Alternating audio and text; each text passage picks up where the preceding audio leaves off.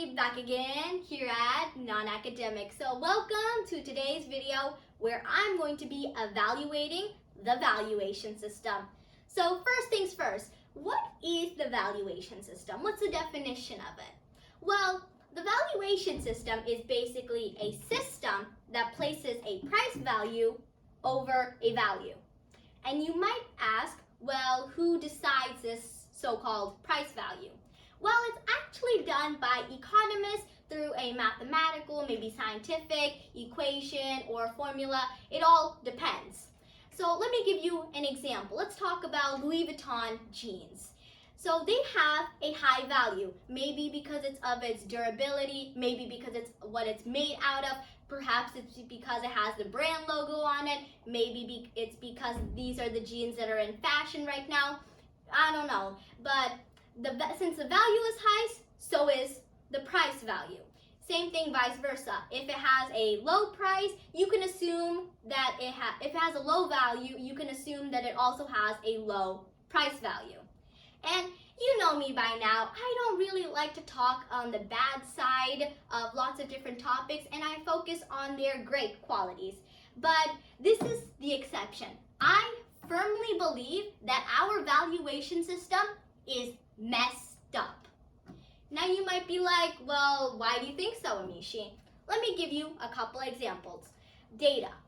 Do you know how much data each day we are posting online through Facebook, Twitter, Instagram, or maybe through a WhatsApp messages? Because I'm sure you've seen articles, maybe informational text or pictures, videos. Those are all data, and that's actually worth a lot of value, yet it has no price value because there's just no equation for it.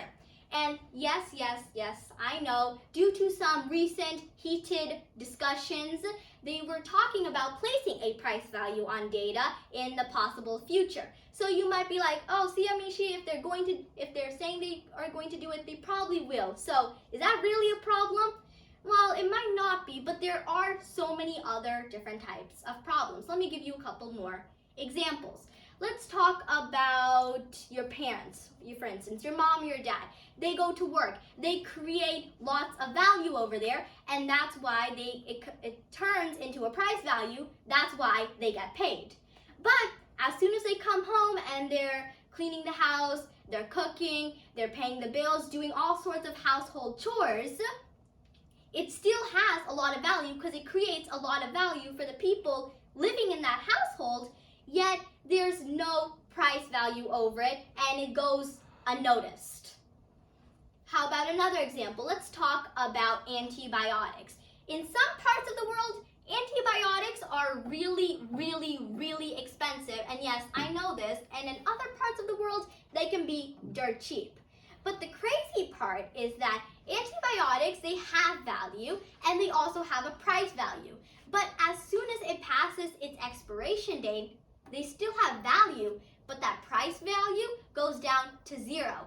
Despite there have been lots and lots of tests that show that even if you have antibiotics after it's expired, it doesn't harm you and it actually still helps you. So it's kind of weird that it still does the same thing, but it lost all its price value just because it passed a certain date.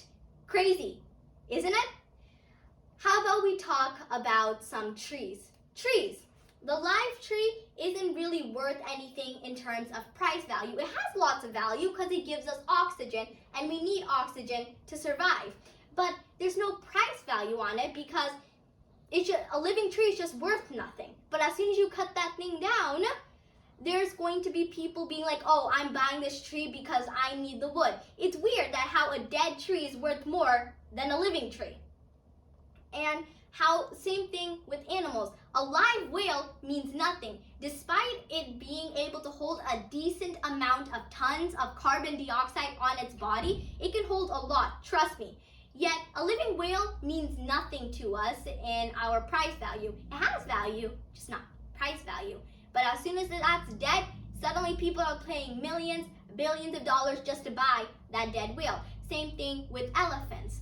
Now, this doesn't apply to all animals, like some animals like cows, chickens, dogs, and cats.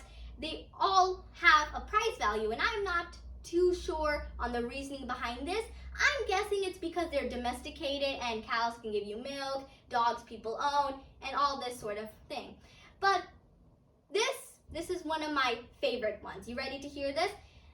Spring water is healthy for us and it helps us, but it has no price value to it. It just has regular value. But get this. Ready? So as soon as you take that pure, fresh spring water and you put it into this chemical that can harm us, plastic, it's suddenly worth a lot. You can sell that and it suddenly gains lots of price values. It's just crazy, isn't it? Now, these are just some of the examples why I believe that this valuation system is fully messed up. And if you agree the same, maybe if you can figure out some more examples where the valuation system is just not working out, make sure you send them to me so I can increase my knowledge and I can make my argument stronger. As always, thank you so much for watching. See you again next time. Bye!